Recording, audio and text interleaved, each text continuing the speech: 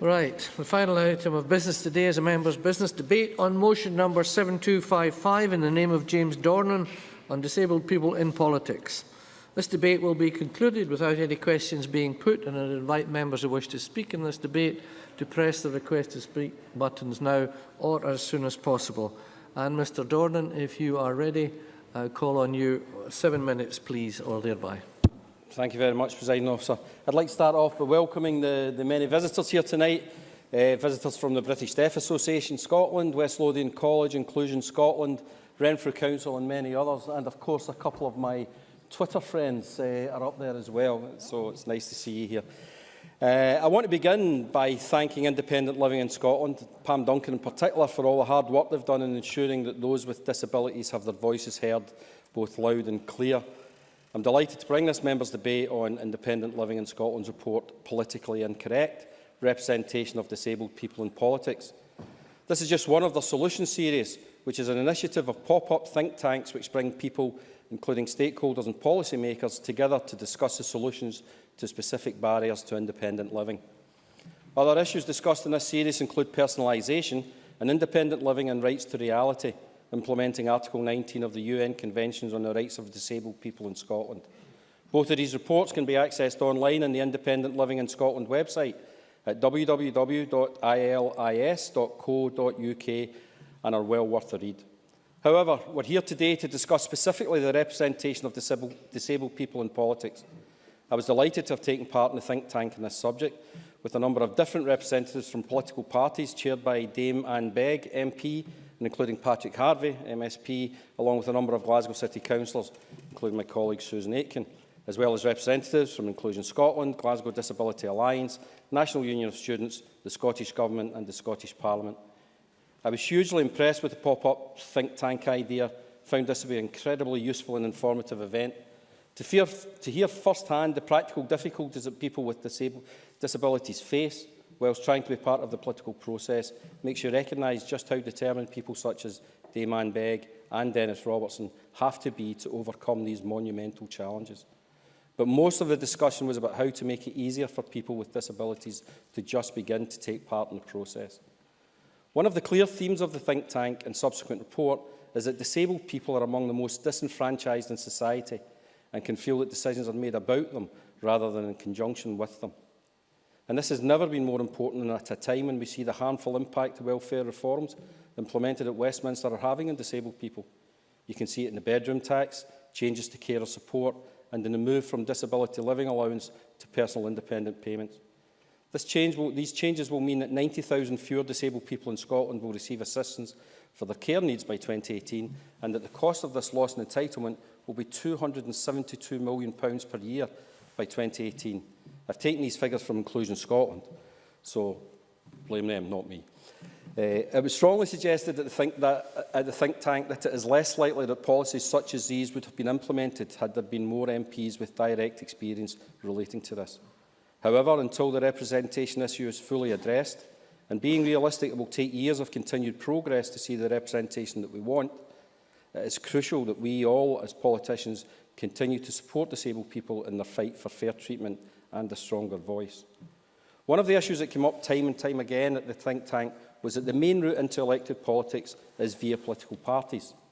Therefore, it's important that parties have mechanisms and structures in place to support disabled people to get involved. At my own branch, we ensure that all our meetings are held in places that are accessible to all. We are also currently asking all members if they have any practical problems in accessing politics at a branch level.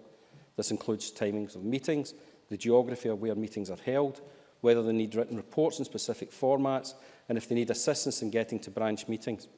We are also undertaking an audit of campaigning skills. Campaigning has moved on from the traditional door-knocking or leafleting, both of which could be barriers to political participation for some disabled people.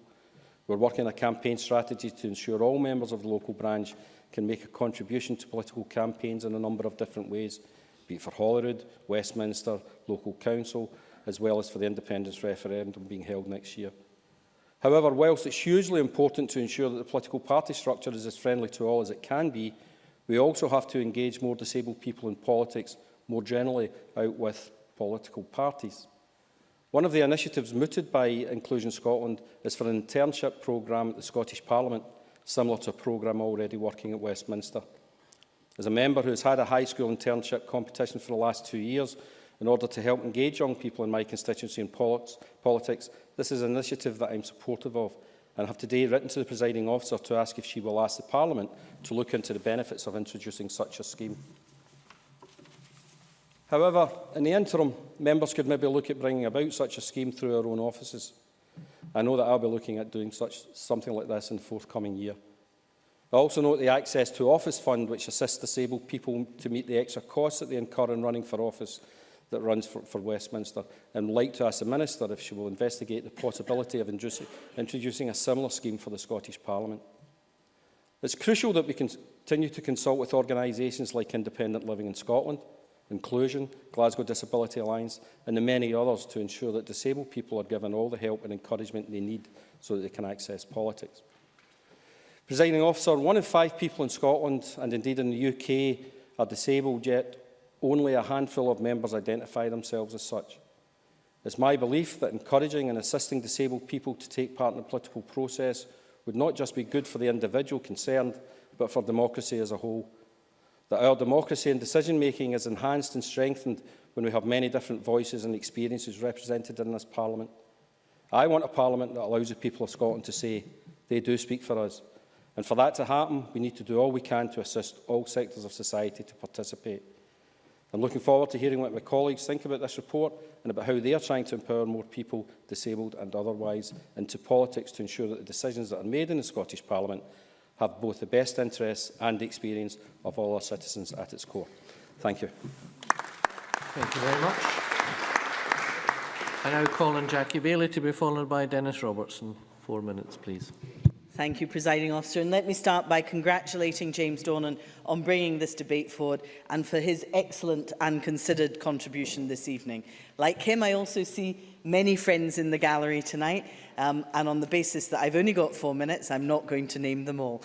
But I was struck by the fact that, as James himself had said, 1 in 5 people are disabled. So, if this Parliament truly represents Scottish society, there would be at least 25 MSPs with a disability in this chamber. I suspect we are indeed well short of that. But this debate shouldn't be about indeed. Nigel Dunn. I'm enormously grateful. Can I just point out that some of us are quite good at hiding our disability? I haven't learned to lip read yet, but I may need to someday. A lot of people are actually working on becoming deaf. Indeed, and that is a timely reminder that some people with disabilities aren't obvious, but actually don't declare themselves as having a particular disability. But this debate shouldn't just be about representation for the sake of it. This is about what elected representatives can and should do to create a fairer, more equal Scotland that is fundamentally about social justice and equality of opportunity. I am offended when I see statistics that tell me that 47% of families with disabled people live in poverty, where 33% of disabled people live in fuel poverty, where 47% of disabled people are unemployed, 44% report barriers in accessing justice, and 74% experience restrictions in using transport. So Scottish Labour believes that equality of opportunity is a right, not a privilege. It's a basic matter of social justice and human rights, and it's therefore incumbent on all of us to address the challenges that lie behind those statistics. Representation is part of this, of course, but it absolutely is not all. Having said that, though, can I commend the Independent Living in Scotland for producing this report and for hosting the pop-up series of think tanks. I participated in one of them, and it was much fun. But there is much in the report that we should support, and I hope the Minister will consider and respond to the recommendations. And whilst we clearly need to do more to break down the barriers to people standing for elected office, our experience tells us that we need to effect change much earlier in the process. We support an Access to Elected Office fund and believe that there should be a dedicated fund in Scotland. We support practical actions such as parliamentary internships for disabled people, and we agree that we need positive role models, inspiring us and challenging us to respond with a vision for the future. All of that is important. But we should actually be honest and acknowledge that getting into politics is not as simple as turning up and saying you want to stand. There is a long, hard slog ahead of you. We've experienced it. Maybe gone are the smoke-filled rooms, presiding officer, but getting into those informal networks can still be a bit of a mystery and a challenge. So perhaps our funding and efforts should be directed at engaging people much, much earlier on in the process. There is a place for government action here, but political parties must do much more. That's why I'm pleased to announce that as a first step, the Scottish Labour Party will establish a disabled members network, ensuring that there is a real focus on policies that meet the needs, but also the aspirations of disabled people. And in addition, that we actively encourage representation at every level of elected office, in local government, in this Parliament and in the UK government. And just look at Dame Anne Begg, MP for Aberdeen South, a real inspiration, a real trailblazer, the first permanent wheelchair user in the House of Commons. And nobody would deny that her contribution to the whole country is immense.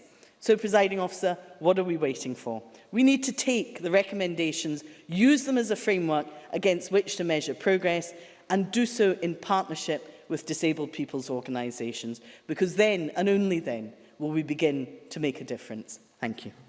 Thank you. Now call on Dennis Robertson to be followed by Siobhan McMahon. Thank you, presiding officer. I too would like to commend James Dornan for bringing this, I think, important debate to the Chamber, and certainly to all the organisations representing people with disabilities that have provided the briefings for this evening. In 2011, presiding officer, we made history in this Parliament. No, not the landslide win by the SNP, but we elected our first blind person to this chamber. Presiding officer, it took 4 sessions of Parliament. Now, whilst I'm immensely privileged, and I am, and I feel greatly honoured to serve the people of Aberdeenshire West, it wasn't an easy journey.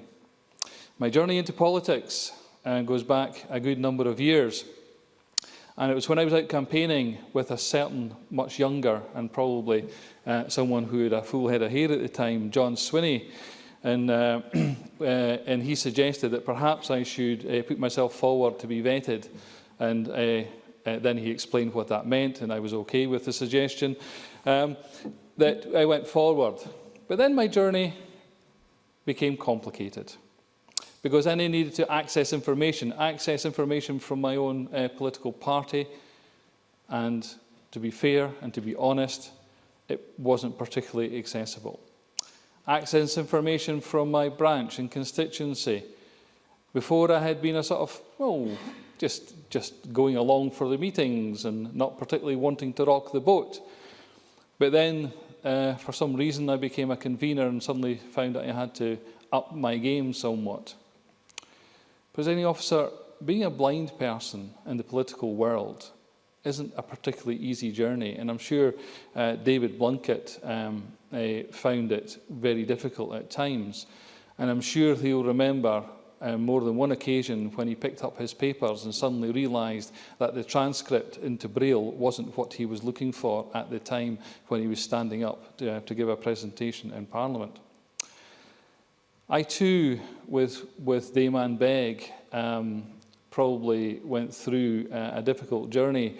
I remember Dame Anne Begg in the access panels in Angus, going back in the early 80s when we were side by side, basically trying to get councils to realise the difficulty that people had with disabilities, even getting access into buildings. And as I say, side by side, we campaigned within Angus. But, presiding officer, I must commend this Parliament, because when I was elected, this Parliament had everything that I probably needed to come forward and try to be as an equal within this chamber. They had done their research. Goodness knows how they knew I was going to be elected, but they had done their research just in case, presiding officer. And the thing is that they had software programs But they didn't assume. There was no presumption there that what they had researched was what I wanted or what I needed or what would enable me to participate in this chamber. They asked the question, how can we help? What can we provide? What support do you need? And that's all it takes. A simple, simple question. What support do you need? Presiding Officer, I think every political party need to up their game in trying to get people with disabilities into the political arena. But people with disabilities themselves have a part to play. It's not just to the community, the wider society, to open the door. People with disabilities need to knock on that door. People with disabilities need to say, I want to engage in the political world. I want to engage. I want to become a councillor in a local authority. I want to become an MSP at Holyrood. Because if they don't come forward, then the door remains firmly closed. Presiding Officer, we have a challenge before us. And I think what I would say to all political parties is look at what you are currently providing. Is it enough? I would say not. How do you support your elected members when they are elected? Is it enough?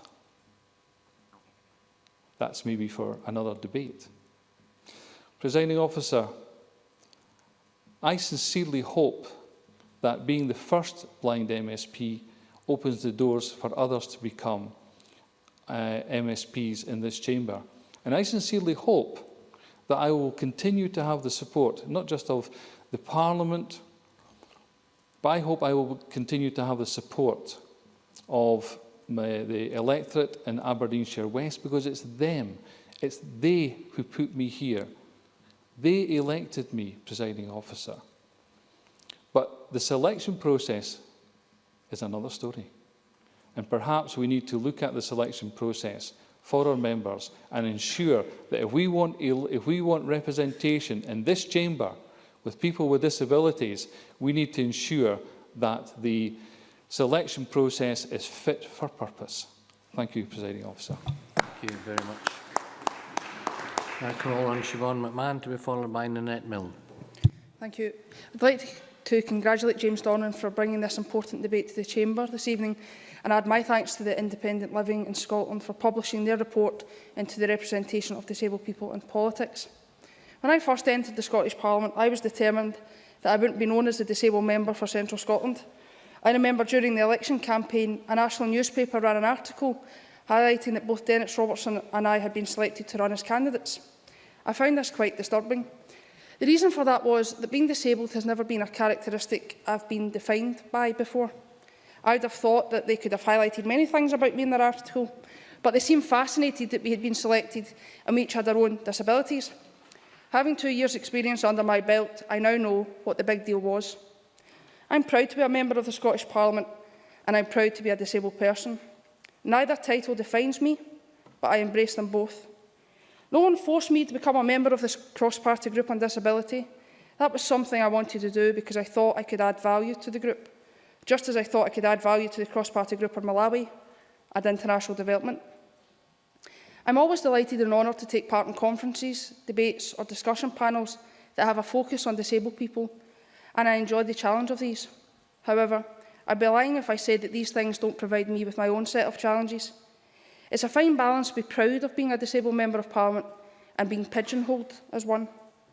I want people to look at me and think I'm doing a good job, because I am, not that I'm doing a good job despite my disability, but that in itself can prove difficult. I've found to my cost that not standing up every few weeks and sharing my latest private health concerns can leave me in a difficult situation. One example of this is when it comes to campaigning. At the present moment, I walk with a crutch when I'm walking long distances. Therefore, I cannot take part in the door-knocking sessions planned for the upcoming by-election. Of course, I can do other things to assist the campaign, but the pressure of having to explain myself to anyone who asks why I'm not doing my bit on the ground can be quite annoying, to put it mildly. I can understand why examples like this, as trivial as they may sound to others, can put disabled people off politics. That's why I think it's important that the whips in each parliamentary group should be required to take part in diversity training in order that they become more aware of the distinct needs of the individuals of their group, in order that we do become more inclusive, both in action and in words. I was concerned when doing a little research for this debate that no disabled person has been selected so far to represent Labour at the next general election. I found this out as the party published this data on their website. Although this is a disappointing start, yes. Ms Robertson. I'm very grateful to Siobhan McMahon for giving me on that point. Is it the fact that no one has put themselves forward? They haven't actually said that they may be disabled. The point that Nigel Dawn was making, there could well be a disabled person going forward, but not just said that they're disabled? It could well be. It could well be. But the point we're trying to make is that if you don't have someone that you can look up to and see that that's happening in society, you're less likely to put yourself forward, as the report suggests. As I said, although this is a disappointing start, my concern wasn't limited to the Labour Party, as no other party publishes this data so readily. If we are to challenge some of the barriers that are discussed in the report, I believe it is important that all political parties become more transparent about their selection procedures. The Liberal Democrats do have a disability association which anyone can join. This is a good example of inclusiveness, and more groups like this should be established by political parties if we are to tackle the problems of disabled people's representation in politics. And that's why I'm delighted to welcome the news from Scottish Labour this evening. The Labour Party has a proud history of equality. We are the party that established the First Minister for Disabled People, and we are extremely proud of this. It's been suggested that the Scottish Government look at replicating this, and I hope that that is something they give serious consideration to. I hope that the Government will also look at establishing the Scottish Access to Politics Fund that so many organisations are calling for, as they and I believe that would be the start to help improve some of the barriers, remove some of the barriers that disabled people face when trying to become more active in politics, in order that it becomes less of a newspaper story when a disabled person is selected to fight a seat at an election in the future. Thank you. Thank you. Now call on Nanette Milne to be followed by Michael McMahon.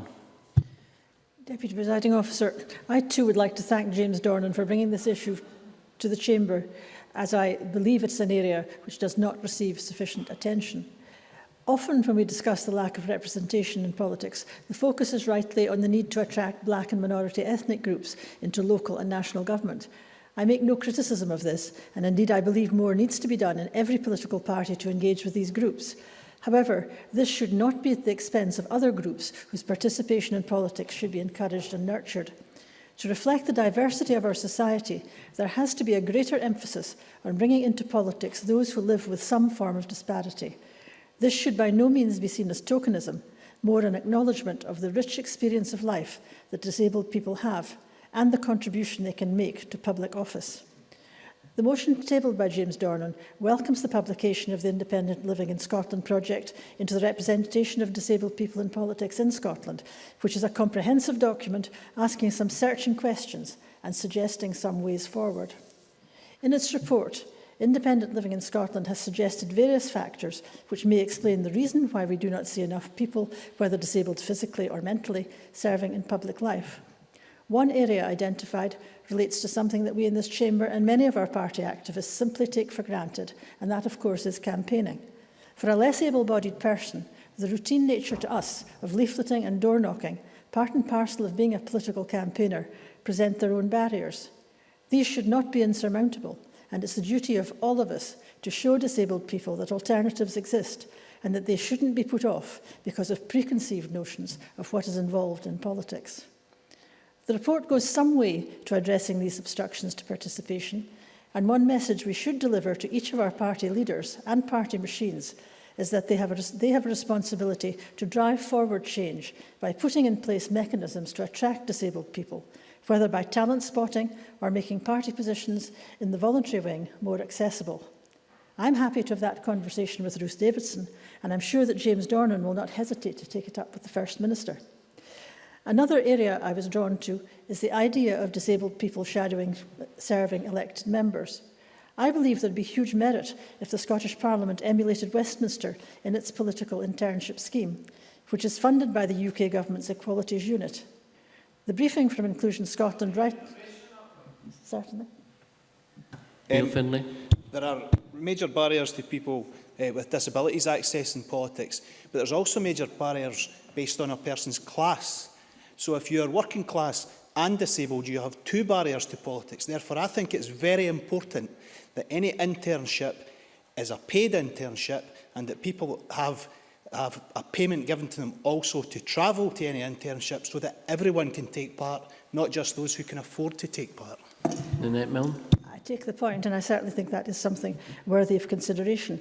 But I do think that we could do well to emulate the UK in that respect. But the Briefing for Inclusion Scotland rightly highlights the many benefits, not only to young disabled interns, but also to sitting politicians, who by working alongside people with disabilities might develop a greater understanding of the difficulties an individual with a disability has to endure.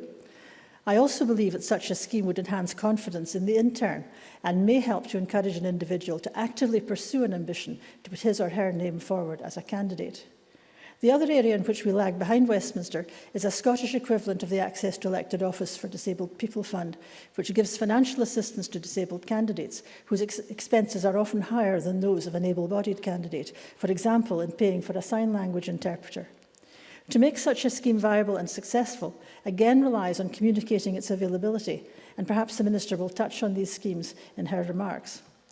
What I do slightly disagree with in the report is the suggestion that there's a lack in Scottish politics of disabled people to act as role models for other disabled people.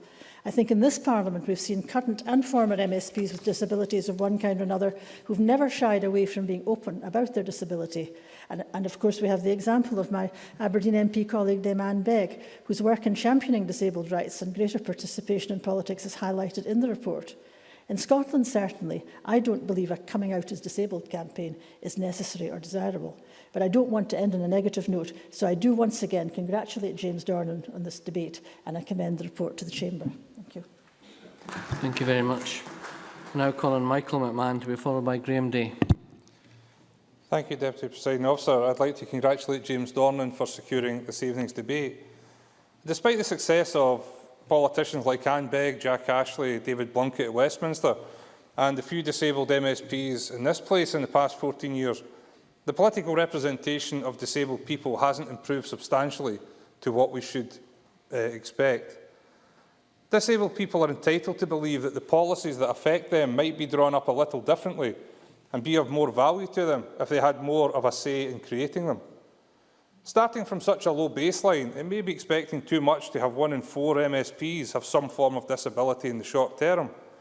But there's no doubt in my mind that it would be better if the membership of this Parliament looked a lot more like the society it represents as soon as possible. The Independent Living in Scotland Project's report on disabled people's involvement in politics contains much which cannot be refuted, and I congratulate them on its production. As a member of the CPG on disability since the outset, and its convener for the past 10 years, I've heard many testimonies from disabled people about the barriers that prevent them from participating in many aspects of life, which are taken for granted by the majority. I've also heard too many examples of the difficulties that people face just to be political activists, let alone elected representatives. Now, I've had many discussions with disabled people in my own party to know that the pool of human resources from within the disabled community is large, yet largely untapped. I've always tried to encourage disabled activists to put themselves forward for selection. You might even know one who was successful, although she never really needed much encouragement from me. But I have been left disappointed on most occasions when, having done so, the party members could not see past the wheelchair or the crutches to see the potential of the candidate before them. And I have no hesitation, therefore, in supporting the recommendations contained in the ILIS report. In particular, and I know this might hurt some colleagues to hear this, we should copy the lead from the Westminster example and establish a Scottish Access to Politics Fund. Even in these straitened economic times, there can be no excuse for ignoring the demands of the disabled community for funding to be found to overcome some of the constraints felt by them in pursuing candidacies at elections. Now, I've heard fears being expressed that much of the support available is more about patronising than genuine, and that there's still too much belief around that disabled people are people you do things for. But having more disabled people deliberating on issues would soon show its value in terms of policy development, as disabled people bring solutions to their own difficulties. And despite the fact that interest in the Westminster Access Fund has been limited, I think there are grounds for optimism, and I do think over the years things will change and we will get more disabled people into politics. This is about levelling the playing field rather than giving disabled people an unfair advantage. The optimism of those I've engaged with over the years on the disability CPG has encouraged me to see more and more and to be much more optimistic now than I might otherwise have been that there is a very bright future ahead for those from the disabled community who want to join us here or in the council chambers across the country to start to put forward a strong voice on behalf of those that we seek to represent. Thank you. Thank you. Now call on Graham Day, after which we'll move to the Minister for the closing speech. Thank you. Presiding Officer, this is an extremely important topic that we're debating here this afternoon. I also congratulate my colleague James-Dornan for bringing it to the Chamber.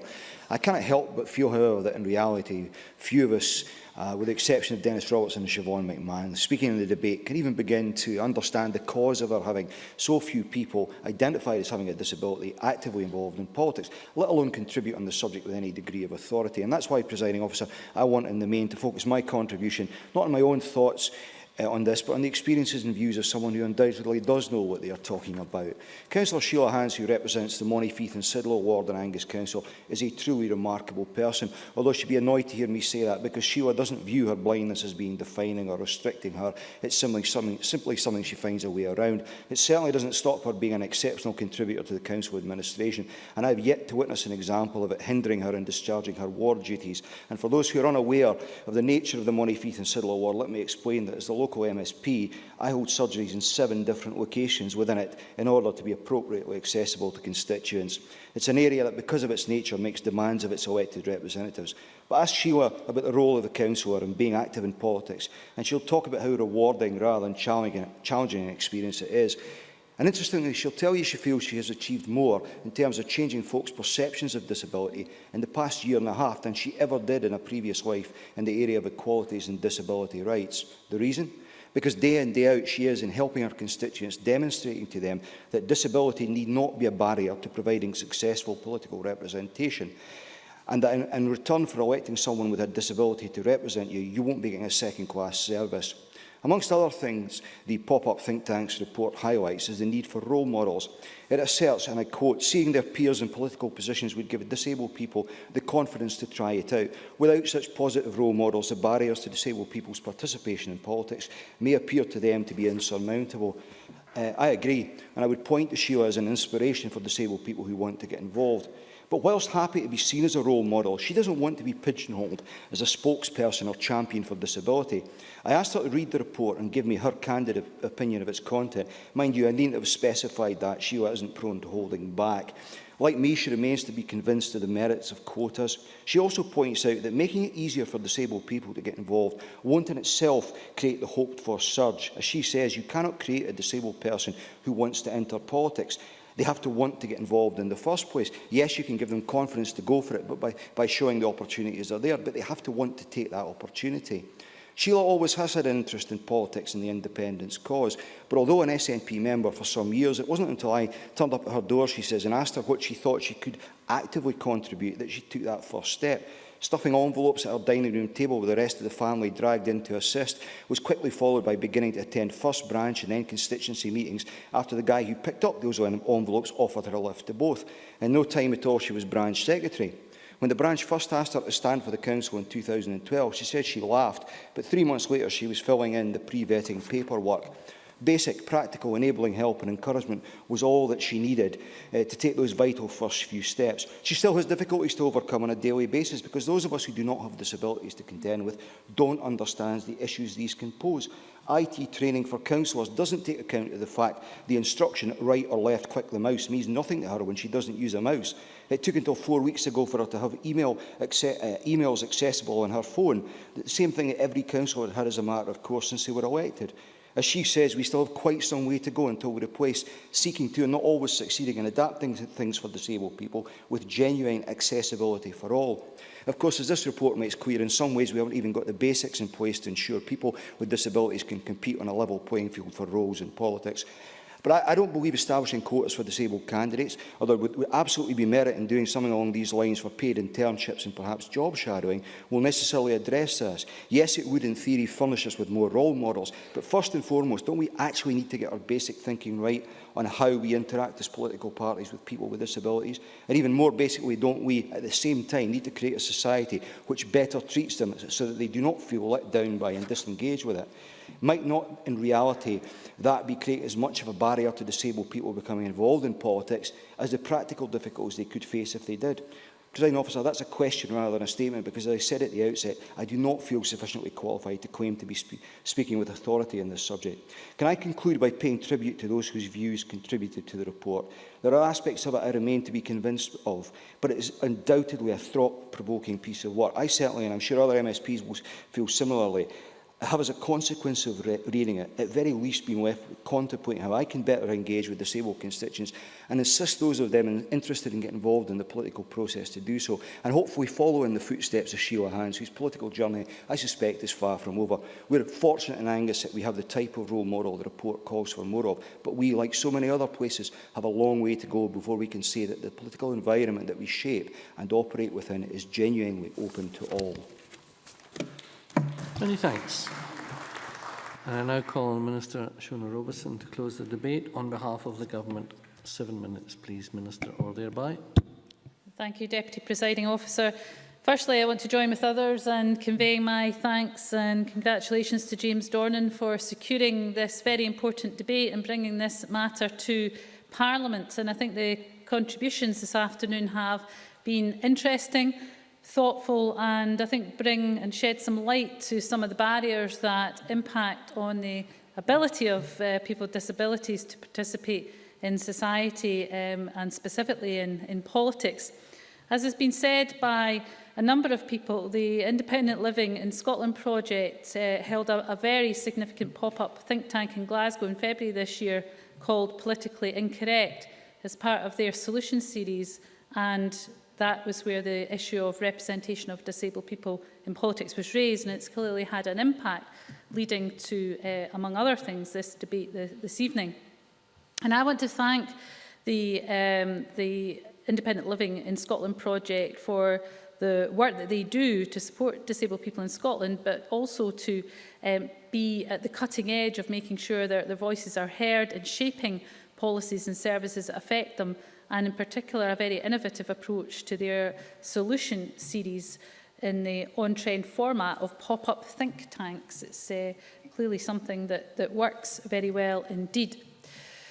In addition to what they've done in the solution series in bringing together not just people with disabilities but policymakers, public servants, academic and other experts, a number of others have been held relating to issues like the personalisation agenda, independent living and rights to reality, implementing Article 19 of the UN Convention on the Rights of Persons with Disabilities in Scotland. We work very closely with them and other disabled people's organisations in building capacity and engagement with independent living as the strategic overarching commitment. And I think it's important to be clear of what we mean by independent living, which is that disabled people of all ages have the same freedom, choice, dignity and control as anyone else at home, at work and in the community. That means the right to practical assistance and support to participate in society and live an ordinary life. And I think it's worth noting, I think James Dornan was absolutely right when he said that all of those issues are unfortunately made all the more difficult by the welfare reforms being pursued elsewhere. A number of MSP colleagues attended the event in February and therefore will be well aware about the discussion around the underrepresentation in politics in Scotland. With the latest available figures of adults with a long-term condition or disability being 28% of the population, as others have said, looking around the chamber, that disabled people are clearly poorly represented in mainstream politics. So we do need more role models in politics and political parties in the Scottish Parliament. I think we do have some very good role models so far, though, and I think this evening has demonstrated many of those, although listening to Dennis Robertson and Siobhan McMahon about their difficult and quite often long journeys to get to this place, you know, I think we should be under no illusion that there are significant barriers facing people to get into elected politics. Yes, of course. Dennis Roberts. I thank the Minister for taking a brief intervention. The Minister accept that quite often people will first of all see the disability and not the person. And I mean, when I remember going into hustings with Nanette Milne, I was introduced as the blind chap. You know, I was there as a candidate. And what I'm saying basically is, how do we get over the fact that, you know, we're there as either candidates or MSPs or local government officials, whatever we're doing, how do we get society to see us for what we are in terms of competent, able, and maybe not able-bodied, but able? I think that partly the answer is the fact that Dennis Robertson and others stand here today, because the role model that shows to people with disabilities that it is possible. It's not always easy, and in fact it's not easy, but it is possible, and that the role models here now in the Parliament are really something that we should build on, and not just in Parliament. Graham Day talked about Councillor Sheila Hands and the fantastic role model as a local councillor that she provides. And I have to say, having done a recent event on women and independence with Sheila Hands, she's a tough lady and a very, very able performer. Whether she has disabilities or not, she is a first-class politician. But those role models, I don't think, can be underestimated, because, as I think it was Michael McMahon said, you know, a few years ago they weren't here as role models. So I think we have made significant changes, but it's keeping that momentum going and building on that, which brings me on to some of the issues and the barriers that we do need to overcome. Some of those are practical barriers, and we've heard tonight some of the ways that those issues can be overcome. Attitudes is a far more challenging barrier, and I think it is about us all challenging some of those attitudes, whether it's what we hear at meetings or terminology used, or even making sure that people with disabilities themselves are not ruling themselves out, and that we provide encouragement and support. The Equality Act 2010, of course, permits political parties to take certain steps in the selection of election candidates to reduce inequality in their party's representation. So there are opportunities for positive action among political parties. There's, I think, opportunities for parties to work across the board to look at ways that we can work together to address the underrepresentation of people with disabilities. A number of recommendations have been made.